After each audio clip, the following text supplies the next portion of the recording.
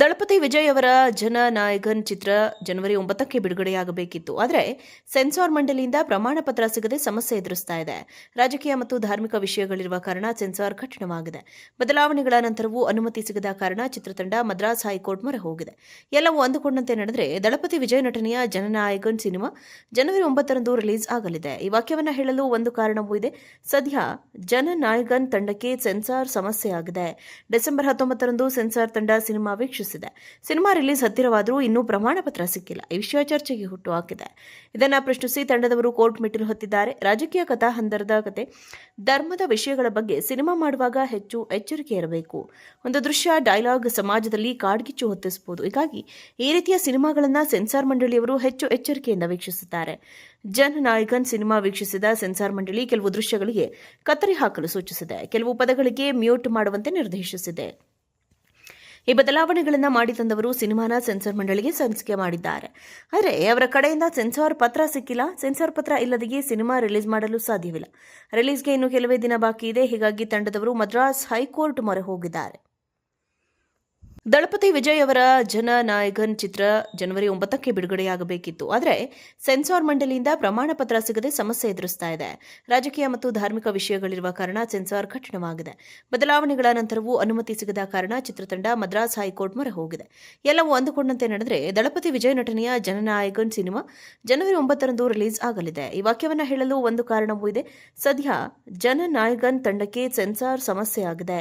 December 19ರಂದು sensor ತಂಡ cinema cinema release ಹತ್ತಿರವಾದರೂ ಇನ್ನೂ ಪ್ರಮಾಣ ಪತ್ರ ಸಿಕ್ಕಿಲ್ಲ. ಈ ವಿಷಯ ಚರ್ಚೆಗೆ ಹುಟ್ಟುಹಾಕಿದೆ. ಇದನ್ನು ಪ್ರಶ್ನಿಸಿ ತಂಡದವರು ಕೋರ್ಟ್ ಮೆಟ್ಟಿಲು ಹತ್ತಿದ್ದಾರೆ. ರಾಜಕೀಯ ಕಥಾಹಂದರದ ಕತೆ, ಧರ್ಮದ ವಿಷಯಗಳ ಬಗ್ಗೆ ಸಿನಿಮಾ ಮಾಡುವಾಗ ಹೆಚ್ಚು ಎಚ್ಚರಿಕೆ ಇರಬೇಕು.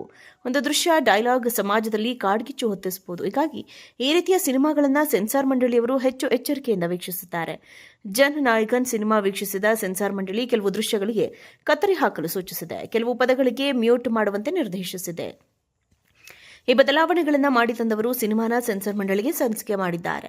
ಆದರೆ ಅವರ ಕಡೆಯಿಂದ ಸೆನ್ಸಾರ್ ಪತ್ರ ಸಿಕ್ಕಿಲ್ಲ. ಸೆನ್ಸಾರ್ ಪತ್ರ ಇಲ್ಲದೆಯೇ ಸಿನಿಮಾ ರಿಲೀಸ್ ಮಾಡಲು ಸಾಧ್ಯವಿಲ್ಲ. ರಿಲೀಸ್ಗೆ ಇನ್ನು ಕೆಲವೇ ದಿನ ಬಾಕಿ ಇದೆ. ಹೀಗಾಗಿ ತಂಡದವರು ಮದ್ರಾಸ್ ಹೈಕೋರ್ಟ್ ಮೊರೆ ಹೋಗಿದ್ದಾರೆ. ದಳಪತಿ ವಿಜಯ್ ಅವರ ಜನನಾಯಕನ್ ಚಿತ್ರ ಜನವರಿ 9ಕ್ಕೆ ಬಿಡುಗಡೆಯಾಗಬೇಕಿತ್ತು. ಆದರೆ ಸೆನ್ಸಾರ್ ಮಂಡಳಿಯಿಂದ ಪ್ರಮಾಣ ಪತ್ರ ಸಿಗದೆ ಸಮಸ್ಯೆ ಎದುರಿಸ್ತಾ ಇದೆ. ರಾಜಕೀಯ ಮತ್ತು ಧಾರ್ಮಿಕ ವಿಷಯಗಳಿರುವ ಕಾರಣ ಸೆನ್ಸಾರ್ ಕಠಿಣವಾಗಿದೆ. ಬದಲಾವಣೆಗಳ ನಂತರವೂ ಅನುಮತಿ ಸಿಗದ ಕಾರಣ ಚಿತ್ರತಂಡ ಮದ್ರಾಸ್ ಹೈಕೋರ್ಟ್ ಮೊರೆ ಹೋಗಿದೆ. ಎಲ್ಲವೂ ಅಂದುಕೊಂಡಂತೆ ನಡೆದರೆ ದಳಪತಿ ವಿಜಯ್ ನಟನೆಯ ಜನನಾಯಕನ್ ಸಿನಿಮಾ ಜನವರಿ 9ರಂದು ರಿಲೀಸ್ ಆಗಲಿದೆ. ಈ ವಾಕ್ಯವನ್ನು ಹೇಳಲು ಒಂದು ಕಾರಣವೂ ಇದೆ. ಸದ್ಯ ಜನನಾಯಕನ್ ತಂಡಕ್ಕೆ ಸೆನ್ಸಾರ್ ಸಮಸ್ಯೆಯಾಗಿದೆ.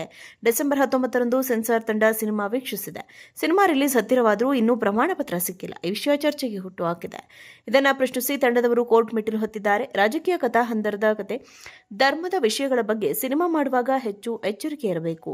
ಒಂದು ದೃಶ್ಯ, ಡೈಲಾಗ್ ಸಮಾಜದಲ್ಲಿ ಕಾಡ್ಗಿಚ್ಚು ಹೊತ್ತಿಸಬಹುದು. ಹೀಗಾಗಿ ಈ ರೀತಿಯ ಸಿನಿಮಾಗಳನ್ನು ಸೆನ್ಸಾರ್ ಮಂಡಳಿಯವರು ಹೆಚ್ಚು ಎಚ್ಚರಿಕೆಯಿಂದ ವೀಕ್ಷಿಸುತ್ತಾರೆ.